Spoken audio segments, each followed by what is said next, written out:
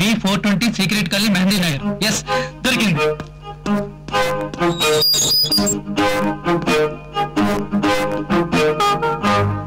దివ్య దివ్య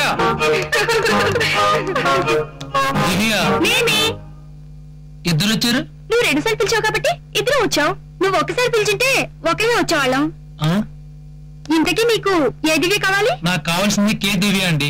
ఓహో, కాకినాడ దివ్యానా? కాకినాడ దివ్య కొన్నాళ్ళు కాకినాడలో ఉందేమో. అవునవును, ఆ దివ్య పై రూమ్ లో ఉంది, వెళ్ళు. దివ్య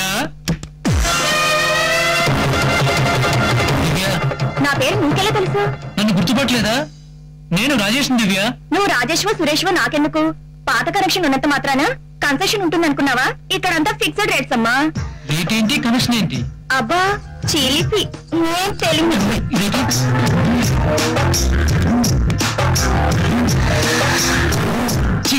చివరికి నువ్వు ఎలా తయారయ్యావా? చివరికేంటి, నేను చాపెక్కిన దగ్గర నుంచి ఇంతే. నిజమేనా? పాపం మీ నాన్నకి తెలిస్తే ఎంత బాధపడతాడో ఆలోచించావా? అసలు నన్ను ఇక్కడ వదిలిపెట్టి వెళ్ళిందే మా నాన్న. ఊరి నీచుడు, ఆఖరికి ఇలాంటి కలెక్షన్స్ కలవాటు పడ్డావా? అవును, నీకు చెల్లెలు ఉండేది కదా? ఓహో, అది కూడా నీకు తెలుసా? నాకు తెలియకపోవడం ఏంటి? అది ఇప్పుడు ఎక్కడుంది? దాని సంగతి ఏం చెప్పమంటావు? బొంబాయి రెడ్ లైట్ ఏరియాలో దానికన్నా పెద్ద లైట్ లేదు. అయినా వచ్చిన వాళ్ళంతా దాన్ని అడుగుతారేంటి? మీ పని మీరు చూసుకుని ఆఖరికి నాతో కూడా కనెక్షనా?